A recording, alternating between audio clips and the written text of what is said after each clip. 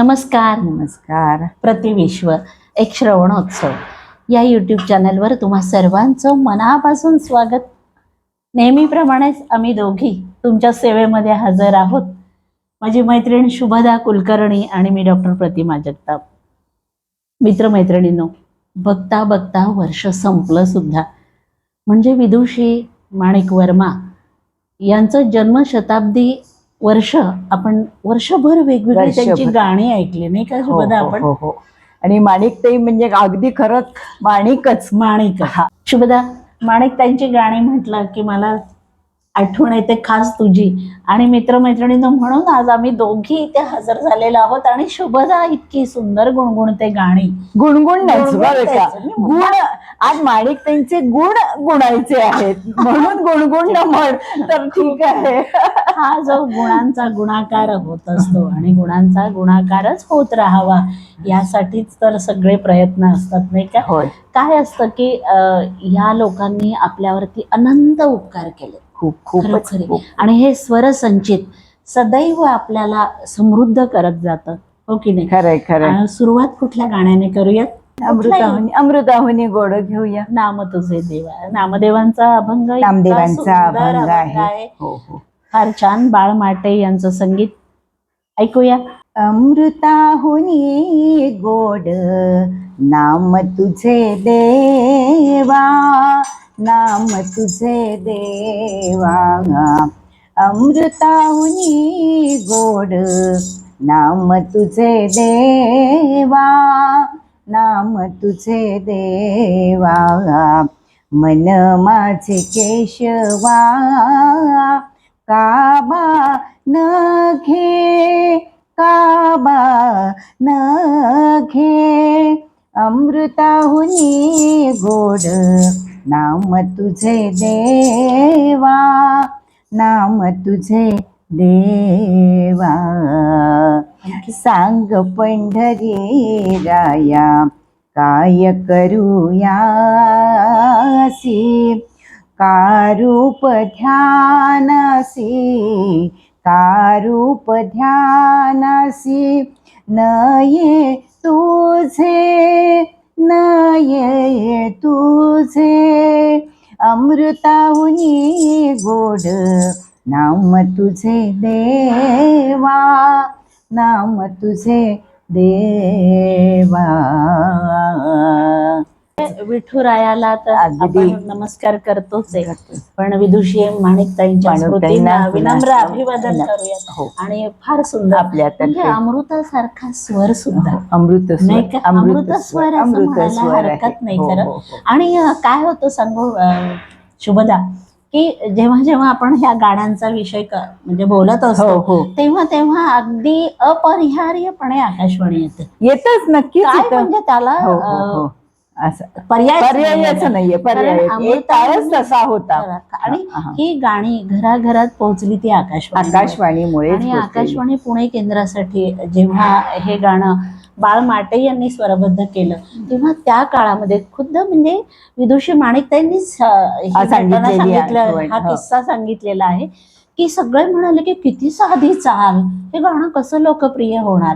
आणि तेव्हा नवं आकाशवाणी पुणे केंद्र सुरू झालेलं होतं. तर त्या म्हटल्या नाही अहो, साधेपणातच किती सौंदर्य आहे. म्हणजे त्यांचं दिसणं आणि त्यांचं गाणं अगदी सारखं. आणि ते गाणं इतकं लोकप्रिय आजही तेवढंच ते लोकप्रियता मिळवलेलं. आणि माणिकताईंनी सांगितलं की जेव्हा त्या मद्रासला गेल्या, त्या काळी मद्रास म्हटलं जातं, चेन्नई नाही, मद्रासला गेल्या हे एका कॉन्सर्टसाठी.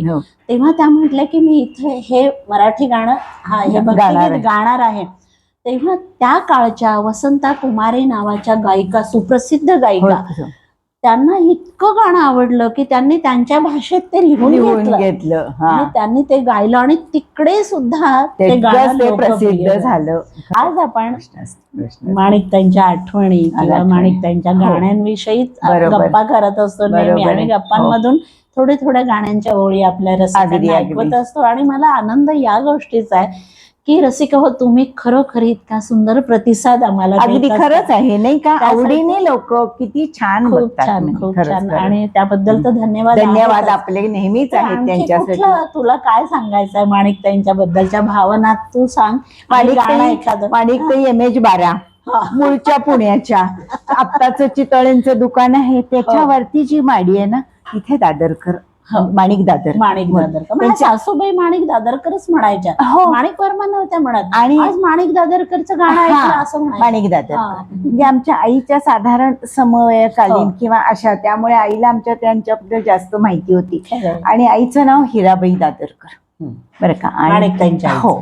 आणि संगीताचं म्हणजे माणिकताई, माझे जीवन गाणे, तसं माणिकताईंचं जीवन हे गाण्यांनीच पूर्णपणे भरलेलं होतं. आणि आईने त्यांच्यातला हा गुण खूप लहानपणीच ओळखला. आणखीन हिराबाई बडोदेकरांच्याकडे त्यांना नंतर सुरुवातीला शिकायला पाठवलं. आणि जशी जशी त्यांची शास्त्रीय संगीताची जाण सुरू झाली तसं सुरेश बाबू मानेंच्याकडे त्यांचं गाण्याचं, शास्त्रीय संगीताचं गायन सुरू झालं. पण म्हणजे किराणा घराणा, मुख्य म्हणजे किराणा घराण्याचं त्यांनी गायकी, त्याचा अभ्यास सुरू केला. पण एक विशेष म्हणजे की त्या एका विशिष्ट वर्तुळात किंवा एका घराण्यात अशा रमल्या नाहीत. बरोबर. सर्व प्रकारच्या गान प्रकारात आणि अंगणात त्या रमल्या, बागडल्या. आणि तेवढाच त्यांनी तिथला आनंद पण खूप घेतला. खूप म्हणजे प्रत्येक स्वरांगणात अगदी त्यांची अमृत स्वरांची गाणी त्याने सगळे झाले रसिक. कुठलं गाणं सादर करते? घननिळा आहे आपलं, घननिळा गदिमांचं फार सुंदर. गदिमांचं अळळ नागमोडी वळणाचं म्हणतात तसं गाणं ते. फार छान. अनुप्रास, अळचं अनुप्रास, राधाकृष्णाचं जे राधाकृष्णावरचं फार प्रेमळ संवाद आहे. प्रेमळ संवाद. आणि उमस पडेल तर या चित्रपटासाठी ते त्यांचं गाणं आहे. घननिळा लडीवाळा झुलवू नको, झुलवू नको, झुलवू नको हिंदोळा, झुलवू नको हिंदोळा. सुटली वेळी केस मोकळे, धूळ उडाले भरले डोळे, काजळ गाली सहज उखळे, या साऱ्याचा उद्या गोकुळी होईल अर्थ निराळा. झुलवू नको हिंदोळा, झुलवू नको हिंदोळा.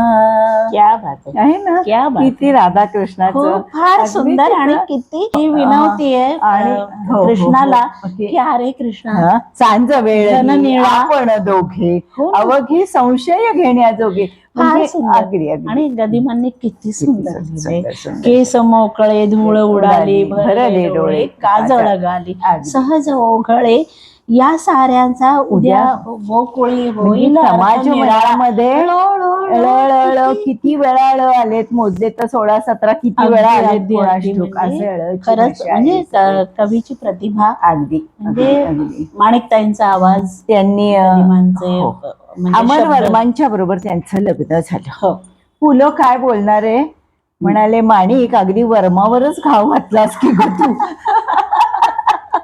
म्हणजे अगदी इतकं सहज ते बोलून गेले की अमर वर्मांशी लग्न केल्यावरती की त्यांच्या अमर वर्मांच्या वर्मावरती घाव घातलास बघ असं बोलून गेले. फुलांच्या अतिशय लाडक्या होत्या बरं का. फुलांचं फार त्यांच्यावर जीव. आणि म्हणजे माणिकच म्हणायच्या, संगीत क्षेत्रातलं माणिक आहे असंच म्हणायच्या. आणि त्यांच्या साधेपणाबद्दल किती वेळा वर्णन केलं. सोज्वळ सोज्वळ सालस असं. आणि मी म्हणते 100 वर्षापूर्वी एखाद्या स्त्रीने समाजात येऊन गायला सुरुवात करायची हे त्या काळचं आव्हान होतं.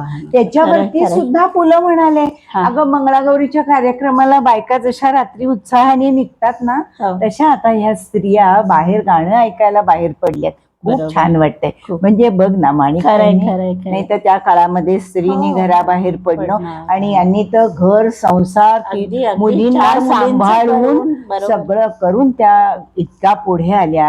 आता पुलंची आठवण आली आहे तर राजा बढे यांचं गीत हसले मनी चांदणे, हसले मनी, म्हणजे फुलं आणि ते सगळी मंडळी पुन्हा पुन्हा लखलखणारं चांदणं पुन्हा आलंच, म्हणजे हसले मनी चांदणे म्हणतात किती सुंदर लखलखणारं चांदणं. आणि हे स्वरांचं चांदणं गेली 100 वर्ष असं फुलत राहिलेलं आहे, कधी मावळलंच नाही. मावळ रसिकांच्या मनाच्या आकाशामध्ये अगदी. तर ते माणिकताईंच्या स्वरांचं चांदणं कायमच आणि किती त्याचा शांतपणा. चांदणं जेव्हा आपण म्हणतो शीतलता आहे त्यांच्या गाण्यामध्ये, तो जो गुण आहे तो नक्कीच वाखाणण्यासारखा. अगदी अगदी अगदी शीतल चांदणच माणिक वर्मा म्हणजे शीतल. बघूया आपण. हसले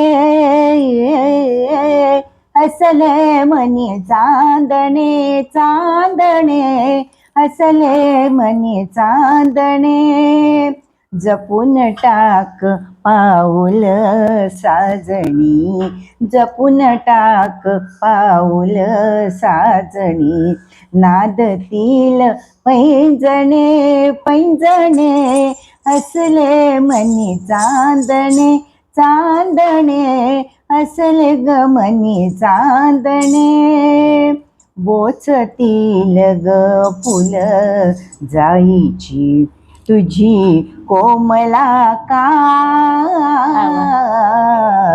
तुझी कोमला काय, चांदण्यात ही सौंदर्याने पोळतील ग पाय,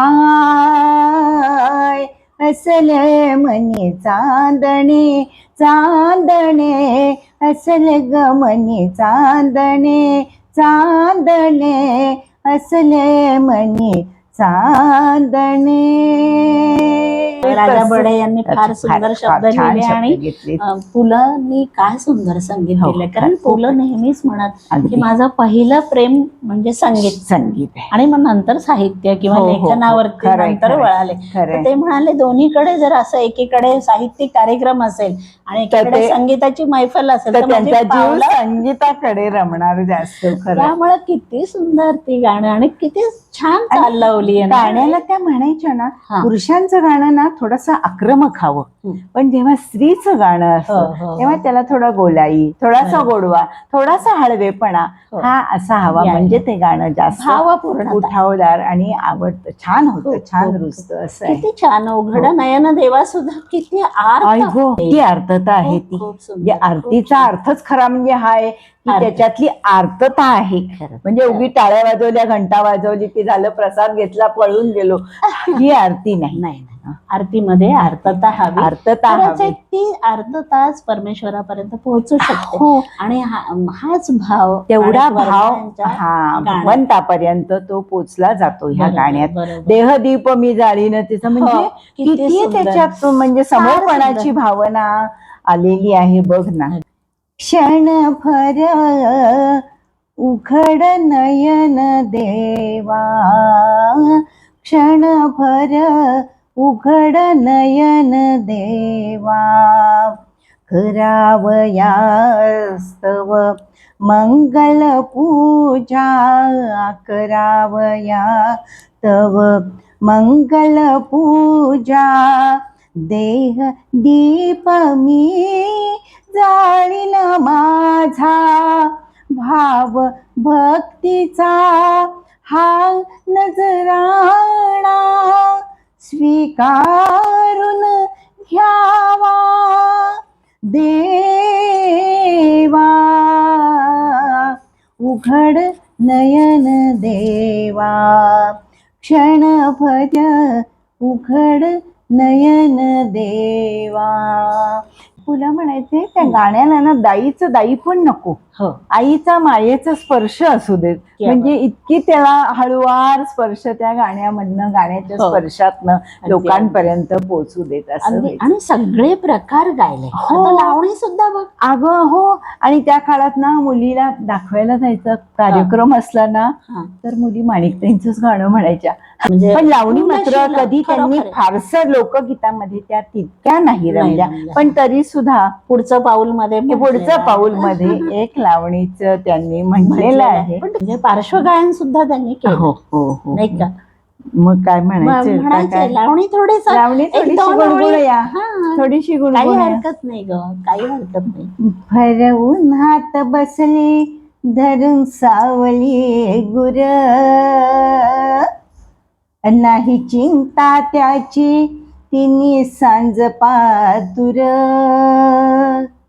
चल दोघ मिळून चढू टेकडीवर, चढता चढता धरा हात की वाट नसे रुंद, अहो जाळी मंदी पिकळी करवंद, जाळी मंदी पिकळी करवंद, जाळी मंदी पिकळी करवंद. म्हणजे सावळाचं रंग. अगं ते मला मी वाट बघतीये. सावळाच रंग तुझा, सावळाच रंग तुझा, पावसाळी नभापरी, पावसाळी नभापरी, आणि नजरेत तुझ्या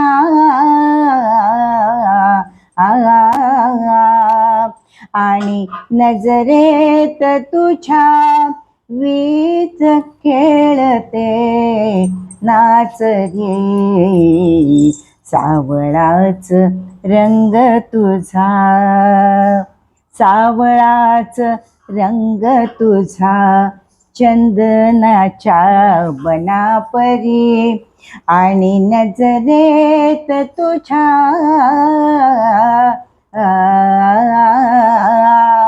नाग खेळती विखारी, सावळाच रंग तुझा. किती सुंदर. खरं गदी माडगुळकर यांनी लिहिलेलं गाणं आहे बरं काय. हो ना. आणि बाबूजींचं संगीत आहे, हो. माणिकताईंचा आवाज आता आपण ऐकला. आणि काय वर्णन केले गदिमांनी. हो. नजरेत प्रत्येक वेळी कधी वीज आहे, कधी किती म्हणजे तडफदार जे म्हणतो आपण, असं त्या प्रियकराचं वर्णन केलंय. आणि माणिकताईंनी फार सुंदर म्हटलं. सगळ्या क्षेत्रामधली, सगळ्या संगीताचे सगळ्या प्रकाराला स्पर्श केलेली त्यांची गाणी आहेत. नाट्यगीत म्हणू नको, भावगीत, भक्तिगीत, लावणी, भक्तिगीतांवरती त्यांची जास्त, आणि भावगीत आवडीचं होतं. खरं नाट्यगीत सुद्धा त्यांची खूप होती. पाहतो ही दुर्वाची जोडी म्हटलं, काय सुंदर ग. मग एखादं म्हणतायस का तू नाट्यगीताबद्दल सुद्धा बोललीस, कारण त्यांचे आवडते बालगंधर्वांच्या गायकीचं त्यांच्यावरती खूप प्रभाव होता. महात्मा गमला, स्वकुलता, मला मदन भासे, हा स्वयंवर मधली गाणी खूप छान आहे. आणि त्याची पेक्षा आपली हे मला मदन भासे थोडा गुणगुणतेस का. मला मदन भासे हा मोही मनाला, मोही मला मदन भासे हा, मला मदन भासे हा, मला मदन भासे हा मोहे मना. वा वा. हे गाणे आपल्याला सुद्धा घालतायत नाही का. आणि गीत रामायण गीत रामायण ओलांडून जाऊ शक्यच नाही. त्याच्या खेरीज आपण पुढे जायचं म्हणजे केवळ अशक्य. माणिकताईंचं किती भाग्य. सगळी सीतेची गाणी, एक सोडलं तर बाकी सगळी. डोहाळे पुरवार गोकुल तिलका माझी, किंवा तोडिता फुले मी सहज पाहिला, फार सुंदर. आणि निरोप कसला, फार सुंदर, फार सुंदर. मला वाटतं आपण तोडिता फुले ही म्हणल्या, निरोप कसला घेऊया घेता. आणि मित्रमैत्रिणींना आपण सांगूयात की की, सीतेचे डोहाळे हो. तेव्हा खरोखरी माणिकताई राणी वर्मांच्या त्या वेळेला बरोबर होत्या हो तेव्हा. आणि म्हणजे कसं, आणि त्यांनी एकदा सांगितलंय की एका कार्यक्रमात त्यांनी गीत रामायणातलं हे गाणं म्हटलं तेव्हा त्या म्हटलं की खरोखर मी सीता आहे सीता असं वाटायला म्हणजे लागलं नाही. आणि सांगते काय की जानकीची ती फिकट अंगकांती, अळसावलेली देहलता पाहून श्रीराम तिला हसत विचारतात, जानकी तुला काही हवंसं वाटतंय का गो. म्हणजे इतका मनोहर संवाद त्याच्यामध्ये आहे. आणि मग ते ओठात थांबून सशब्द शब्द आशा लाजे डोहाळे पुरवा लघु कोण, असं ते गाणं खूप सुंदर आहे. आणि निरोप कसा गीता म्हणताय ते म्हणूया आपण. म्हणायला हरकत खूपच म्हणजे खरंच आपलं पातिव्रत्य किंवा स्त्रीचं जे स्त्री सुलभ जी भावना आहे, जेथे राघव जेथे राघव, म्हणजे फार सुंदर. निरोप कसला माझा घेता, जेथे राघव तेथे सीता. निरोप कसला माझा येता, जेथे राघव तेथे सीता. फार सुंदर.